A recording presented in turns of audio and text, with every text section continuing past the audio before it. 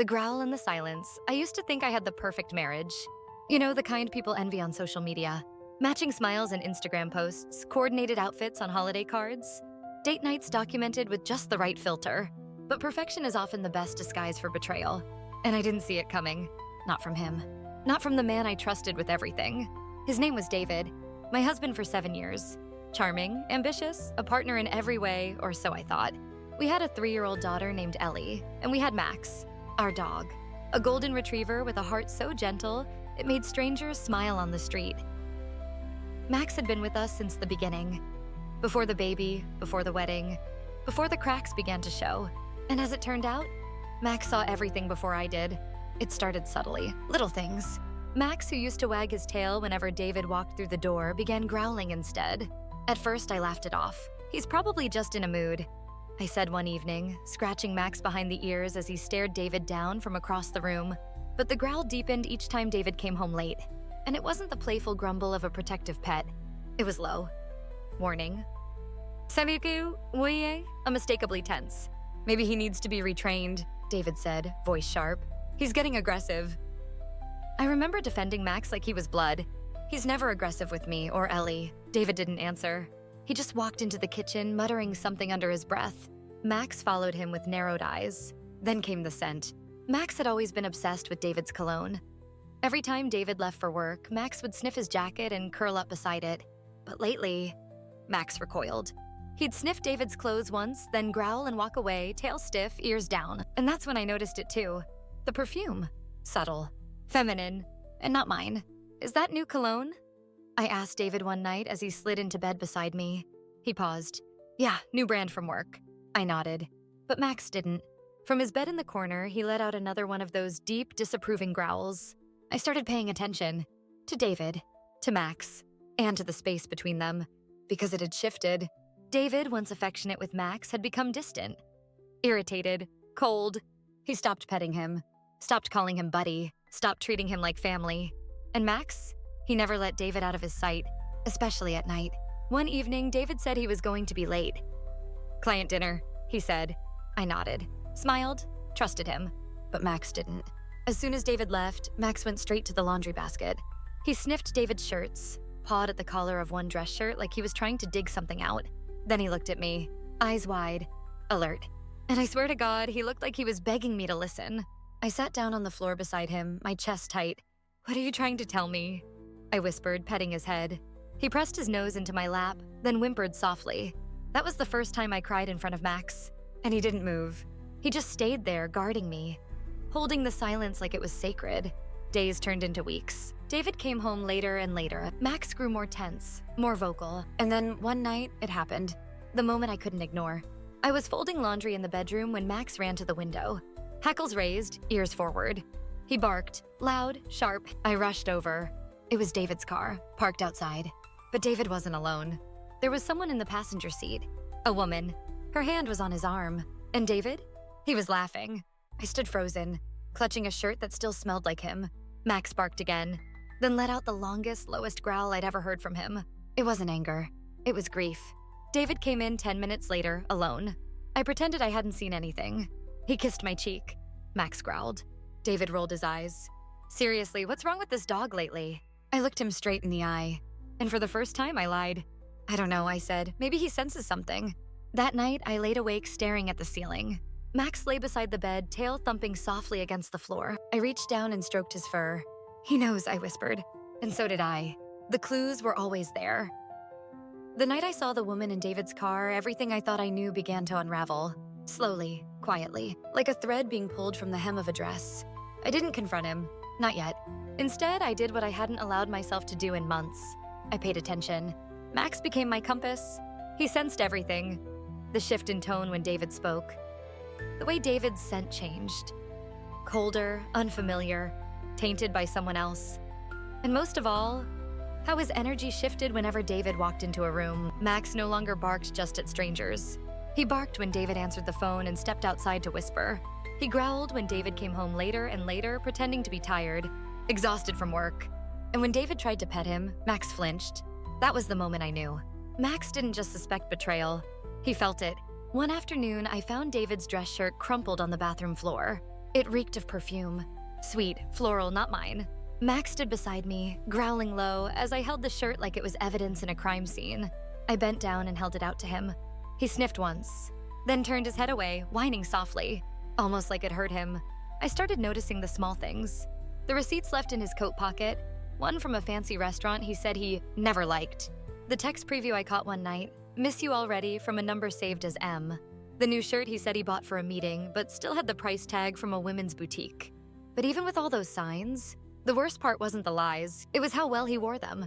He still kissed my forehead every morning, still posted photos of us like we were the model couple, still played with Ellie in the living room like nothing was wrong. If it weren't for Max, I might have believed him. One day, Max started doing something new. He sat by the front door at exactly 6:47 p.m. every single night. That was when David usually came home. Max didn't sit with excitement. He sat like a soldier on guard, unmoving, alert, as if waiting for an enemy he didn't trust anymore. That Thursday evening, I made a decision. I waited until David left, claiming he had a late client call at the office. Then I followed him. I know, classic move. But what else could I do when even my dog was warning me? He didn't go to the office. He drove to a quiet street across town, parked, waited. Then a woman appeared. Tall, blonde, younger. She slid into the passenger seat like she'd done it 100 times. They kissed, openly, boldly, like I didn't exist. I didn't cry. Not there, not then. I watched from the car parked across the street with Max in the back seat. He growled once, then placed his paw on my shoulder, as if to say, "Now you know." I drove home in silence. Max didn't move. He sat beside me the whole ride, head resting on my leg, his warmth grounding me in the coldest moment of my life. Back home, Ellie was asleep. I curled up on the couch with Max beside me and whispered, "Thank you," because somehow I saw him. He knew before I did, and he stayed when no one else would. The next day, I called a lawyer. I didn't tell David. I didn't scream. I didn't burn his clothes or throw his things out. I waited, because if he was going to pretend, then so would I. Max never left my side after that, not even to sleep. He followed me from room to room. And when I cried in the shower, he lay outside the door, paws stretched out like a silent protector. He didn't need to bark anymore. I'd heard him. I'd listened. Now it was my turn to act. He thought I didn't know David was good at pretending. Too good. He still came home every night with that same practiced smile. Still kissed Ellie on the forehead like a father who deserved her love. Still looked me in the eyes and asked, "How was your day, babe?" Like the world he had built outside these walls didn't exist. But it did, and I'd seen it. I knew about the restaurant on 6th Avenue, the private Instagram account he thought I'd never find. The way he silenced his phone whenever I entered the room. I knew about her. The one with the expensive perfume and a laugh that didn't belong in my husband's car. And I knew that he was too much of a coward to leave on his own. So I let him stay in the illusion. Let him think he was fooling me. Because I wasn't ready to burn the house down. Not yet. Max knew the game too. He didn't growl anymore. Didn't bark. He watched. Like me. Quiet. Calculating. Waiting. Every night after Ellie went to bed, I'd sit on the couch with Max at my feet. I'd sip tea, David would scroll through his phone, and we'd play our parts like actors in a play that had long since lost its script. "Don't forget about Ellie's recital next week," I'd remind him. "Wouldn't miss it for the world," he'd say with a grin. Liar. Max would flick his ear. Like a tiny nod of agreement, I started keeping a journal. Not just to document what David was doing, but to remind myself of who I was. Because betrayal doesn't just break your heart, it breaks your sense of reality. You question everything. Every word, every memory, every moment you thought was real. But Max was my anchor. He never lied, never changed, never left. One morning, David rushed out earlier than usual. Claimed he had a meeting across town, but he left his laptop open on the kitchen counter. I wasn't proud of it, but I clicked, justified it, because trust had already been broken. And when I opened his email, I found what I needed. A forwarded confirmation for a weekend getaway. 2 tickets, a private cabin in the mountains, not a work trip. Not a solo escape. A romantic weekend for 2, booked under a fake name. I didn't cry. I didn't scream. I printed it out and folded it into a manila envelope. Labeled it, "Proof saw for the lawyer." Max stood by the doorway, tail stiff. I looked at him. "I know, boy," I whispered. "I'm not going to let him lie to us anymore." He nudged my hand gently, then rested his head on my thigh. We were in this together. The next day, David brought home flowers. Big red dramatic ones. Like the kind cheaters bring in movies. Max didn't even sniff them. He walked away, tail low. David laughed awkwardly. Tough crowd. I smiled. Maybe he doesn't like the smell of lies. David blinked. "What?" "Nothing." I said sweetly. They're beautiful. He thought I didn't know. He thought I was soft, predictable, blind. But Max had taught me better. Animals see what humans refuse to, and I was done refusing. That night, I fed Ellie dinner, tucked her into bed, and kissed her goodnight like nothing was wrong. Then I walked downstairs and looked David in the eye. I need you to watch Ellie tomorrow evening, I said calmly. He looked up from his phone. Why? Because I'm meeting someone. He raised an eyebrow. Like, a date? I smiled. No, I said. Just someone who tells the truth. He didn't ask more. Too arrogant. Too sure I'd never leave. Max watched from the hallway. Silent. Knowing. The next day, I met with the lawyer. Brought my folder, my screenshots, my proof. He flipped through them slowly, then looked up. You've built quite a case. I nodded. He handed me a packet. Divorce initiation papers. Are you ready for this? I looked out the window for a long time. Then I whispered, I was ready the day my dog stopped wagging his tail when my husband walked in the door. That night, David came home late again, reeking of cologne that wasn't mine. He kissed Ellie. Tried to kiss me. I pulled away. He didn't notice. Max growled barely, just enough for me to hear it. My heart ached, but it also beat stronger than ever, because I wasn't the weak one. He was. The night I let him lie one last time, it was raining that night. The soft kind of rain, gentle, rhythmic, just enough to make the windows cry along with you. I sat at the kitchen table with a cup of tea, Max at my feet, and the divorce papers in my purse, waiting. Not for him to come home, but for the last lie, the final performance. Because after tonight, I wouldn't need to pretend anymore. David walked through the door at 8:42 p.m. He smelled like her. Again. That same perfume, sweet artificial, clinging to his clothes like a second skin. He shook off the rain, placed his umbrella by the door, and smiled as if nothing was broken between us. Hey, babe, he said, dropping his keys into the bowl. You're up late. I looked up from my mug. So are you. He blinked, then chuckled. Traffic. You know how it gets. Max growled low. Barely audible, but pointed. David shot him a look, and seriously, this dog's got issues. No, I said calmly, stroking Max's back. He just has instincts. David opened the fridge, pulled out a beer, popped the cap like it was a reflex. So, how was your day? I shrugged. Quiet. Quiet, productive. Yours? Same, he said. Long meeting. Boss dragged it out. I watched his reflection in the window. His mouth said one thing, but his eyes? They darted, calculated, avoided. Max didn't look away from him once. I stood up slowly, walked over to the counter. You know, I began, I used to believe everything you said. He turned, confused. What? I used to think every word out of your mouth was the truth. Even when it sounded off. Even when Max growled. Even when your clothes smelled like lies. He froze. My voice didn't shake. Do you know what finally gave you away? He opened his mouth, closed it again.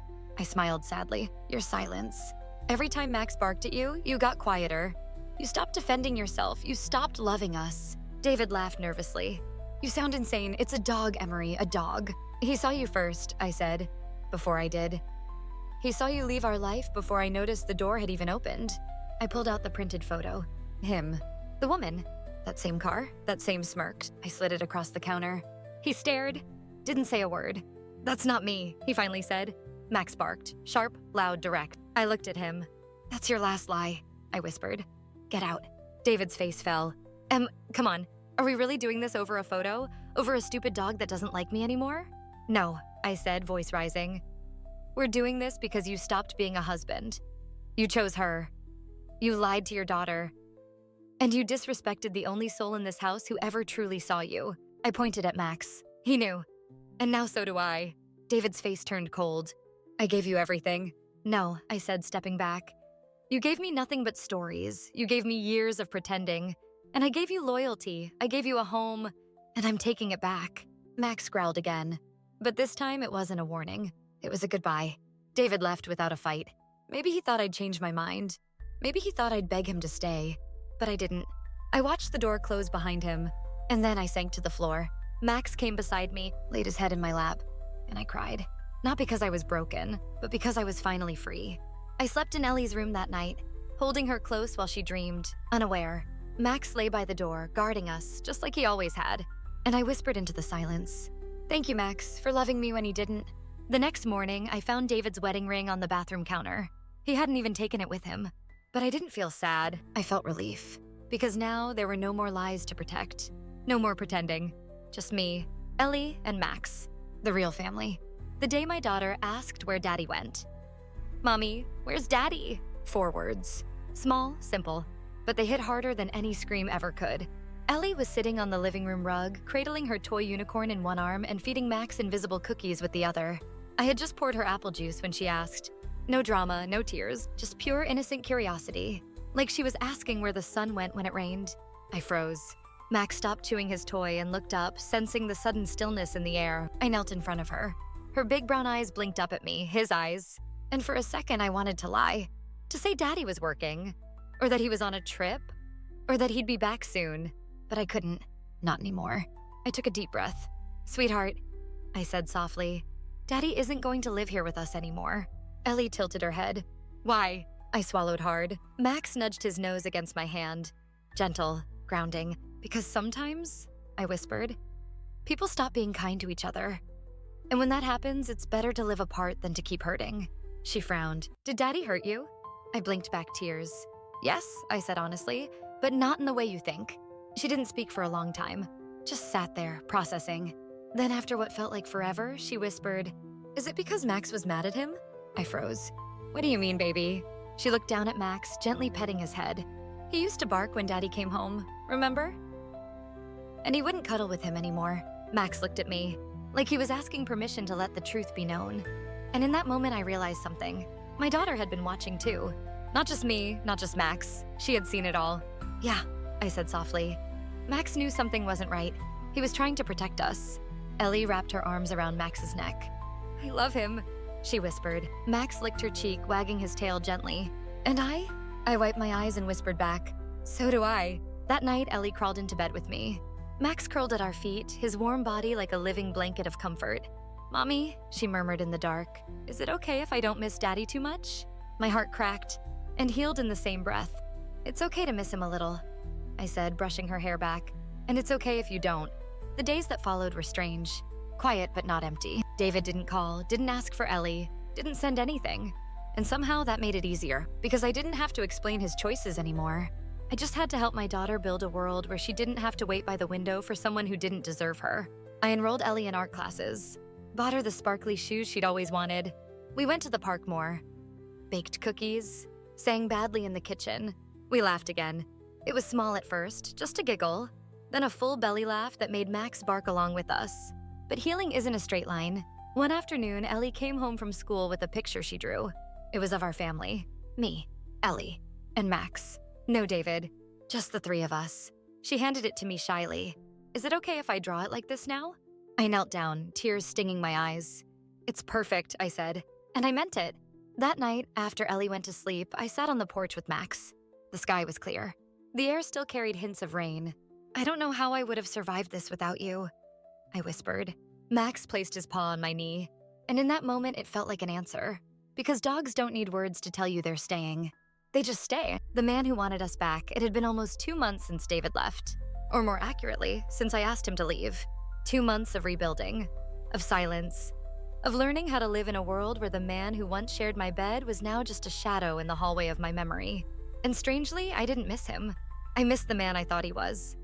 The future I had once imagined, but not him, not the liar, not the coward.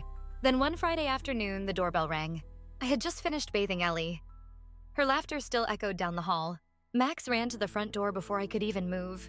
But he didn't bark. He growled, low, deep. And I knew before I even opened the door who it was. David stood there, holding a box of Ellie's favorite cookies and wearing a smile he no longer had the right to use. "Hi," he said, voice softer than I remembered. "Can we talk?" I didn't say anything. Max growled again, stepping forward. I placed a hand gently on his back. "It's okay," I said, not to David, but to Max. Then I turned to the man who used to be my husband. "I have nothing to say." He looked down, embarrassed. "Please, Em, just 5 minutes." I crossed my arms. "You have 3. He nodded. "I miss you, I miss her, I miss us." I scoffed. "You miss the home you burned down?" His jaw clenched. "I made a mistake." "No," I said sharply. "You made a choice, over and over again." He looked around as if expecting to see Ellie come running into his arms. But she didn't, because she no longer ran toward ghosts. "I want to fix this," he whispered. I blinked slowly. "Why now?" "Because..." He swallowed. I went back to her. "And it wasn't what I thought. It was never real. You You were real. My laugh was short, cold. I was real the whole time, David. You just didn't care. He held out the box of cookies like a peace offering. She loves these, he said. She also loved having a father who didn't disappear. I snapped. Max barked, once, sharp and clear. David flinched. I stepped forward, lowering my voice. She doesn't ask for you anymore. She draws pictures of our family and you're not in them. Do you know what that means? He looked down. It means she's healing. And I won't let you come back just to tear her apart again. David's voice cracked. She's my daughter. She's my priority. Silence. Then he whispered, so this is it? I nodded. This is me choosing her over your guilt. He hesitated, then placed the box of cookies on the step like it was some kind of apology. I'm sorry, he said. I met his eyes one last time. So am I. Forever thinking you were different. I closed the door, gently, firmly. Finally. Inside, Ellie peeked from behind the hallway. Was that Daddy? I knelt down and opened my arms. She ran into them. Max stood beside us. Tail still, eyes soft. Is he coming back? She asked. I kissed the top of her head. No, sweetheart, he's not. Okay, she said simply. Can we make cookies with Max instead? I smiled through the tears. Yes, baby, we can make all the cookies you want. That night, Max slept on my side of the bed, as if guarding my heart. And for the first time, I let myself believe we were better without him. When I stopped looking back, the cookies sat untouched on the kitchen counter. Ellie never asked about them. She didn't even recognize them as her favorite anymore. And somehow, that said everything. We were moving on, not out of spite, not out of revenge, but because we had finally learned that he didn't belong in our story anymore. The days that followed David's final visit were quieter than I expected. No more knocks at the door. No more guilt-trap texts. No dramatic declarations of love or last chances. Just silence. And it was beautiful. I started waking up before my alarm. Not out of anxiety, but peace. I'd make coffee, feed Max, pack Ellie's lunch, and smile at the ordinary rhythm of mornings. No tension, no secrets, just life. Simple, honest, undramatic. And that was the real miracle. Ellie began humming again. She'd hum while brushing her teeth, while coloring at the table, while feeding Max one kibble at a time like it was a sacred ritual. We were healing together. And Max, he followed her everywhere, like he knew his mission wasn't over. One Sunday afternoon, while Ellie was at a play date, I took Max on a walk through the neighborhood trail. It was the first time I'd had more than 30 minutes alone in weeks. I didn't realize how badly I needed it until the breeze hit my skin. We walked in silence. Then out of nowhere, Max stopped. He looked ahead, then back at me. And I knew he wanted me to pause, to look around, to take it in. I sat on a bench beneath an oak tree and Max curled at my feet. The air was soft, the sky clear. And for the first time, I cried. Not because I was broken, not because I missed him, but because I finally didn't.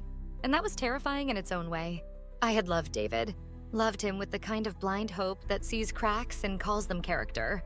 I had tried to hold on, to fix, to forgive even when he never asked. But that version of me? She didn't exist anymore. She had burned in the fire of betrayal. And what rose from those ashes was someone stronger, sharper, and finally whole. When I got home, I opened my laptop and deleted every folder labeled us. Photos, messages, videos of vacations where I smiled through his distance. Gone. I didn't need proof of a love that wasn't real. That night, while tucking Ellie into bed, she asked a question I didn't expect. Mommy, are you happy now? I froze, then smiled. Yes, I said honestly, I am. She reached for Max and whispered, I think he's happy too. Max licked her cheek and wagged his tail. I stayed up late that night, staring at the ceiling with Max snoring softly beside me. And for once, I wasn't wondering what if. I wasn't calculating how we got here. I wasn't angry anymore. I was just here, in the present, alive, loved. Not by David, but by my daughter, by my dog, and most importantly, by myself. The next morning, I found an email from David. Short, desperate. I made a mistake. I'm still in love with you. I didn't reply. I didn't forward it to my lawyer. I didn't even finish reading the rest. I just hit delete, without a second thought. Because when you stop looking back, you realize what's ahead is worth so much more. The life we built without him. They say time heals, but time alone doesn't do the healing. You do. Every morning you get up even when it hurts. Every time you choose peace over war. Every quiet decision to let go. Breathe deep and keep walking. That's where healing lives. 6 months had passed since the night I told David to leave, and our life had become something beautiful. Uncomplicated, real. Ellie laughed more now. She danced in the kitchen in her pajamas, named every squirrel in the backyard. told Max all her secrets like he was a furry diary with paws. And Max, he never left her side. Even when she started school again and was nervous to go alone, Max walked her to the door every morning. Tail high, chest proud, like her personal bodyguard.